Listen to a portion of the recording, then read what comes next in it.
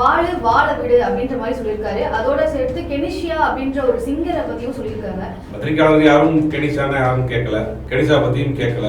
Kenisha பத்தி தப்பா பேசாதீங்க, கெனிஷா பத்தி உங்களுக்கு என்ன தெரியும்? டிவோர்ஸ் கொடுத்த உடனே ஆர்த்தி என்ன பண்றாங்க அப்படின்னா, நான் அவரை தொடர்பு கொள்ள முயற்சி பண்ணேன், ரீச் பண்ண முடியல. ரெண்டு பேரும் சேர்ந்து ஒரு ஹீலிங் சென்டர் ஒன்று ஆரம்பிக்க போறாங்க அப்படிங்கிறத சொல்லியிருக்காரு. ரொம்ப ஒரு டிப்ரெஷனான ஒரு நிலைமையில தான் இருந்தேன். பழைய ஜெயம் ரவி இல்லை அப்படின்னா சொல்லலாம். ஒரு மாதிரி தடுமாற்றமான ஒரு சூழ்நிலையில் தான் இருக்காரு. இவர் சொல்லியிருக்காரு, நான் டைவர்ஸ் கொடுக்க போறேன். இல்ல, ரெண்டு குடும்பத்தின் தரப்புலையும் பேச்சுவார்த்தை நடந்திருக்கு. ஆர்த்தி ஒத்துக்கல. ஜெயம் ரவி பாயிண்ட் ஆஃப் வியூல இருந்து எல்லாரும் யோசிச்சுட்டு இருந்தாங்க. இப்போ என்ன ஆச்சுன்னா அப்படியே டக்குன்னு மாதிரி ஆர்த்தி பாயிண்ட் ஆஃப் வியூல இருந்து யோசிக்கிறாங்க. ஜெயம் ரவி தரப்புல இருந்து வந்ததுதான் எல்லாருக்கும் பயங்கர ஷாக். இப்படியே போச்சுன்னா அவருடைய கேரியர் ரொம்ப பாதிக்கும். வாகை தமிழ் நேயர்களுக்கு வணக்கம். இன்று நம்ம நேர்காணல நம்மோடு இணைந்திருக்கிறார் பத்திரிகையாளர் திரு சுபேர் அவர்கள். வணக்கம் சார். வணக்கம். ஜெயம் ரவி அவர்களுடைய டிவோர்ஸ் பத்தி ஏராளமான கருத்துக்கள் எல்லாம் வந்துட்டே இருந்துச்சு சார். இப்போ அதுக்கு எல்லாமே முற்றுப்புள்ளி வைக்கிற விதத்துல வாழு வாழ விடு அப்படின்ற மாதிரி சொல்லியிருக்காரு. அதோட சேர்த்து கெனிஷியா அப்படின்ற ஒரு சிங்கரை பத்தியும் சொல்லியிருக்காங்க. ஸோ யார் இவங்க? இந்த கருத்துக்களை பத்தி உங்களுடைய இது என்ன சார்? கெனிஷா பிரான்சிஸ் அப்படிங்கிறது அவங்களுடைய பேரு. அவங்க பிரைவேட் ஆல்பம் பண்ணக்கூடிய ஒரு சிங்கர். தமிழில் கூட ஒரு ஆல்பம் பண்ணியிருக்காங்க. ஒரு தமிழ் பொண்ணு தான்.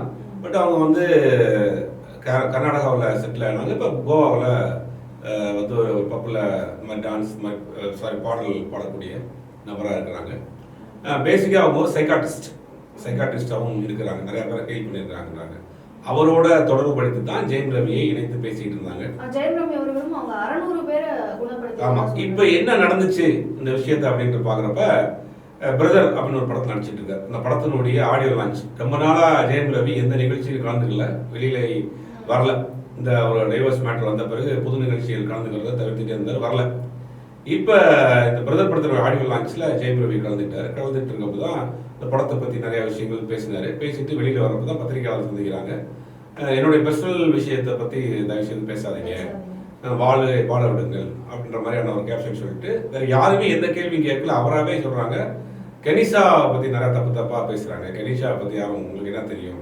கெனிஷா கிட்டத்தட்ட 600 பேருக்கு மேலே ஹெல்ப் பண்ணியிருக்கிறாங்க. அவங்க பெரிய ஒரு சைக்காட்டிஸ்ட், சர்டிஃபைடு சைக்காட்டிஸ்ட், அவங்க லைசன்ஸ் சைக்காட்டிஸ்ட் அப்படிங்கிற மாதிரி அவங்கள பற்றி பேசினாங்க. அப்போ இவ்வளோ நாளாக ஊடகங்களில் ஒரு செய்தியை அவர் கெனிஷா யாருன்னு எனக்கு சொல்லிட்டு போகாமல் இல்லை. கெனிஷாவும் நானும் சேர்ந்து ஒரு ஹீலிங் சென்டர் ஆரம்பிக்க போகிறோங்கிறதையும் அங்கே பதிவு பண்ணுறாரு. அப்போ இவ்வளோ நாள் அந்த ஒரு கிசு அவரை சுற்றி போயிட்டு இருந்ததுலேயே அது அவரே ஓப்பன் பண்ணியிருக்காரு. பத்திரிகையாளர் யாரும் கெனிஷான யாரும் கேட்கல, கெனிஷா பற்றியும் கேட்கல. அவங்க படத்தை பற்றி தான் கேட்க ஆரம்பிச்சாங்க. பர்சனல் லைஃப்பை பற்றி பேசாதீங்க, கெனிஷா பற்றி தப்பாக பேசாதீங்க, கெனிஷா பற்றி உங்களுக்கு என்ன தெரியும்? கெனிஷாவுக்கு சப்போர்ட் பண்ணி தான் இவர் பேசியிருக்கிறார். அப்போ இவ்வளோ நாளாக இதை சுற்றி நடந்த சம்பவங்கள்லாம் உண்மையாக இருக்குமோங்கிற ஒரு சந்தேகம் வலுவாக வந்திருக்கு. ஒரு 2000 தன்னுடைய லைஃப்பை ஆரம்பித்த சினிமாவில் ஜெயம்ங்கிற படத்தில் ஆரம்பித்து ஒரு பெரிய ஒரு சாக்லேட் பாய், ஒரு நல்ல ஒரு ஹீரோவாக தமிழ் சினிமாவில் போயிட்டு இருந்தவர். இது வரைக்கும் அவர் பற்றின எந்த கிசுவோ இந்த இதுவுமே வரல. நல்ல திருமண வாழ்க்கை நல்லா போயிட்டு இருந்துச்சு. 2 குழந்தைங்க இருக்கு. இந்த நேரத்தில் தான் அவர் திடீர்னு பார்த்தா அவருக்கும் ஒரு மனைவிக்கும் ஒரு பிரச்சனை வந்துச்சு.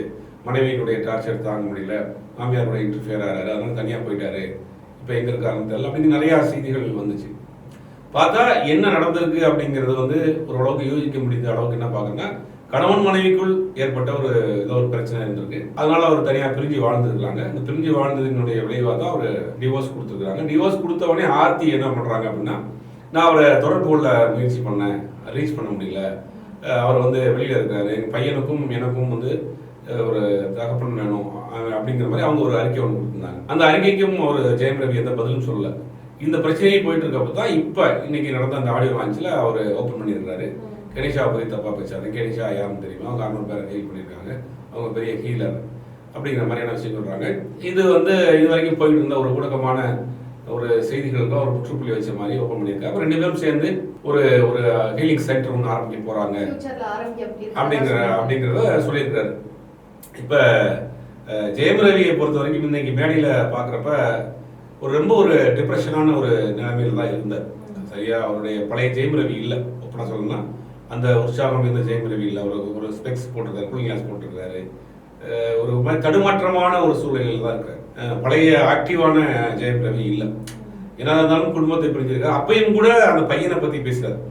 நான் அந்த படத்துல ஒரு டான்ஸ் மூவ்மெண்ட் பண்ணேன், அது உடனே சரியா வரணும், என் பையன் எனக்கு கிண்டல் பண்ண வயசாயிடுச்சான்னு, அதுக்காக 2 நாள் போய் ப்ராக்டிஸ் எடுத்து வந்து திரும்பி பண்ணி சாணி மாஸ்டர்கிட்ட காமிச்சேன் அப்படின்னு அந்த பையன் குழந்தை அப்படிங்கிற விஷயத்துல ரொம்ப இன்னமும் அட்டாச்மெண்ட்டாக இருக்காரு அப்படிங்கிறது நமக்கு இதில் பார்த்தாலே தெரியுது. ஆனால் அதே நேரத்தில் ஒரு ஹைலி டிப்ரெஷன் இருக்காரு. ஓப்பனாக ஒரு படிக்கு மேலே சொன்னால் தன்னை மறந்துருக்கிறாரோ அப்படிங்கிற மாதிரியான ஒரு பொசிஷன் இருக்காரு. ஏன்னா ஏம் ரவி வாட்ச் பண்ணக்கூடியவர்கள், ஜெயம் ரவியை பார்த்தவர்கள், பழையவர்கள் சொல்லக்கூடிய விஷயம் என்னன்னா, ஜெயம் ரவியோட ஆட்டிடியூட்டே இல்லை, இது இப்படி இருக்க மாட்டாரு அப்படிங்கிற மாதிரி ஒரு வருத்தமான ஒரு தகவலை சொல்றாங்க. சார், இப்போ இவர் வந்து அவருடைய டிவோர்ஸ் பத்தி அனௌன்ஸ் பண்றதப்போ ஆர்த்தி அவர்கள் வந்து அவங்களுடைய பதிலா இதை பத்தி எனக்கு தெரியவே தெரியாது, எனக்கு தெரியாமையே வந்து இந்த மாதிரியான அனௌன்ஸ்மெண்ட் கொடுத்துருக்காங்க அப்படின்ற மாதிரி சொல்லியிருந்தாங்க. இப்போ மறுபடியும் ஜெயம் ரவி அவர்கள் வந்து இல்ல, இது 2-3 தடவை வந்து அவங்க கிட்ட சொல்லிட்டதுக்கு அப்புறம் தான் இந்த மாதிரி அனௌன்ஸ் பண்ணியிருக்கோம், ஸோ இது வந்து உண்மை வந்து நீதிமன்றத்துல தான் வந்து வெளியே தெரியும் அப்படின்ற மாதிரி எல்லாம் சொல்லியிருக்காங்க. ஸோ இதை எப்படி பாக்குறீங்க சார்? இல்ல, 2 குடும்பத்தின் தரப்புலையும் பேச்சுவார்த்தை நடந்திருக்கு. பேச்சுவார்த்தை வந்து இவர் டைவர்ஸ்க்கு இவங்க ஒத்துக்கல, ஆர்த்தி வந்து ஒத்துக்கல. ஆனால் இவர் வந்து சொல்லியிருக்காரு நான் டைவர்ஸ் கொடுக்க போறேன் அப்படின்னு கொடுத்துருக்காரு. 2 குடும்பம் பேசியிருக்காங்க, எப்படியோ சேர்த்து வைக்கிறதுக்கு முயற்சி பண்ணியிருக்காங்க. பட் அது 2 பேருக்குள்ளேயும் ஒரு ஒத்துழை வராமல் இருந்தனால, ஆர்த்தி தரமாட்டேன்னு சொன்னதுனால இவர் தான் கோர்ட்டுக்கு போயிருக்காரு.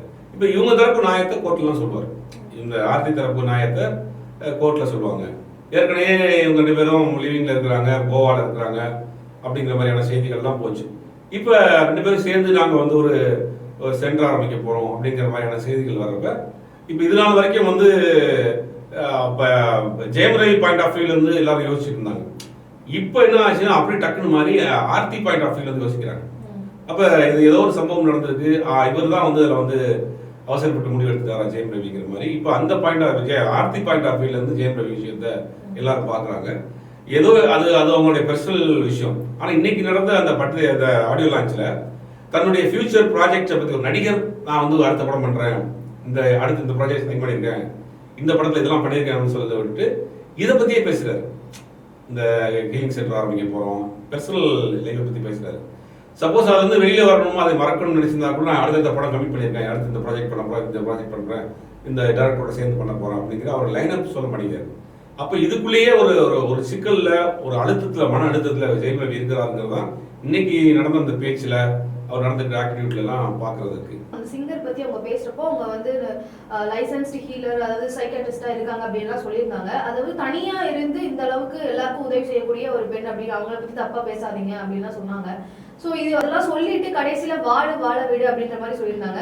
இது வந்து யார சொல்றாரு சார்? ஆர்த்தியை பார்த்து சொல்றாங்களா, இல்ல மக்களை பார்த்து சொல்றாரா, இல்ல எதை பத்தி? எல்லாருக்கும் தான். யூடியூப்ல உட்காந்து ஏன் பேசுறீங்க, எங்களை பத்தி பேசாதீங்க அப்படிங்கிறாரு. இல்ல, எல்லாருக்கும் என்ன ஆதங்கம் அப்படின்னா, ஜெயம் ரவி மேலே எவ்வளவு பிரச்சனை அப்படிங்கிறதா எல்லாருக்கும் ஒரு ஷாக். இதனால வரைக்கும் தமிழ் சினிமாவில் 20 வருஷமா இருக்கிறாரு, எந்த அலிகேஷனும் கிடையாது, நிறைய நடிகைகள் நடிச்சிருக்காரு, அந்த மாதிரி கெட்ட பேர் கிடையாது, ஷூட்டிங் லேட்டாக வந்தது கிடையாது, ஏதாவது பார்ட்டி பப்பில் போய் அந்த மாதிரியான விஷயங்கள் பண்ணது கிடையாது. ஒரு கிளியர் ஹேண்டா ஒரு வீட்டு பையனா இருந்த ஒரு பையன் திடீர்னு அவர் மேல இவ்வளவு பெரிய ஒரு அலிகேஷன் வருது, டைவர்ஸ் வரைக்கும் போறாங்க அப்படிங்கிறது ஒவ்வொரு விஷயமும் எல்லாருக்கும் பெரிய ஷாக் ஆகுது.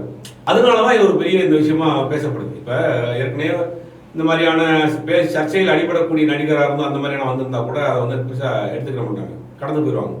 ஜெயம் ரவி தரப்புல இருந்து வந்தது தான் எல்லாருக்கும் பயங்கர ஷாக். அது இன்னைக்கு பாத்தீங்கன்னா இப்படியே போச்சுன்னா அவருடைய கேரியர் ரொம்ப பாதிக்கும். அதான் சார், இப்போ அவருடைய இந்த பர்சனல் லைஃப்ல அவருக்கு இந்த மாதிரியான இருக்கிற ஸ்ட்ரகிள்ஸ் வந்து அவருடைய சினிமா லைஃப் வந்து பாதிக்குமா? கண்டிப்பா பாதிக்கும். இப்ப பாத்தீங்கன்னா இன்னைக்கு அவர் முழுவதுமா இதுக்குள்ளேயே தான் இருக்காரு, இந்த பிரச்சனையை சுத்தி தான் அவர் ஓடிட்டு இருக்கு, இதை சுத்தி தான் இருக்காரு. அடுத்தடுத்த ப்ராஜெக்ட்ஸ், அடுத்தடுத்த மூவ்மெண்ட் அப்படிங்கிறதே அவர் வந்து ஓப்பன் அப் பண்ணல. இன்னைக்கு நடந்தது ஒரு படத்தினுடைய ஆடியோ லான்ச், நான் அடுத்து இந்த படம் பண்ண போறேன், அந்த அப்டேட்ஸோ அடுத்த படம் பண்ணிட்டு இருக்கு. இப்போ ஆல்ரெடி கிருத்திகா உதயநிதியை பற்றி ஒரு படம் பண்ணியிருக்காங்க, அந்த படம்லாம் முடிஞ்சிருச்சு, ரிலீஸ் தயாரா இருக்கு. அந்த படத்தை பத்தி அப்டேட் பண்ணிருக்கலாம், அந்த படத்தை இதெல்லாம் பண்ணிருக்காங்க, எதுவுமே இல்லை. இந்த படத்துல இருக்கிற ஒரு சின்ன ஒரு போர்ஷன் மட்டும் பண்ணாங்க. அப்புறம் ரவி ராஜா வந்து பேசினாரு, அப்புறம் அவங்க அக்கா மேடையில பேசினாங்க. அதுக்கு பிறகு பெருசா இதை பத்தி பேசல. அடுத்து இந்த மேட்டருக்கு வந்துட்டார். அப்படிங்கும் போது முழுவதுமாவே இந்த ஒரு சிக்கல்ல ஒரு மனநிலை ஆளாயிருக்குன்றதான் பார்க்கப்படுது. அப்படிங்கும் போது இது வந்து அவருடைய பெர்ஃபார்மன்ஸ் சரி, அவருடைய கேரியர் வசதியும் பெருசா ஒரு பாதிப்பு வரத்தான் செய்யுது. இந்த ஒரு விஷயத்தினால பிரதர் படத்தோடைய சக்சஸ் வந்து எப்படி இருக்கும்? அதுக்கு இது ஒரு ஹைப்பா இருக்குமா, இல்லைன்னா அது பாதிக்கிற வகையில இது இருக்குமா? இல்ல, படம் வந்து ஒரு எதிர்பார்ப்பு இருக்கு. ராஜேஷ் ஏற்கனவே பாஸ்கரன் ஒரு கண்ணாடி பண்ண டேரக்டர், அவர் தான் அந்த படத்தை பண்ணிருக்காரு. ஹாரிஸ் ஜெயராஜ் மியூசிக் பண்ணிருக்காரு. ஆல்ரெடி ஒரு சாங் பெரிய ஹிட். அப்படிங்கும்போது படத்துக்கு ஒரு எதிர்பார்ப்பு இருக்கு. இது படத்தில் பெருசா பாதிக்காது. அடுத்தடுத்து வரப்போட படங்களுக்கு தான் இது வந்து மாதிரியான விஷயங்கள் இவர் எப்படி கோஆபரேட் பண்றாரு, அடுத்து எப்படி கதையை சூஸ் பண்றாரு, இந்த பிரச்சனையில இருந்து எப்படி ரிலீவ் ஆகிறாருங்கிறதெல்லாம் அடுத்தடுத்து வரக்கூடிய படங்களுக்கு வேணா இருக்கலாம் இல்லையா, இந்த படத்துக்கு பெருசா இருக்காதுன்னு தான் நான் நினைக்கிறேன்.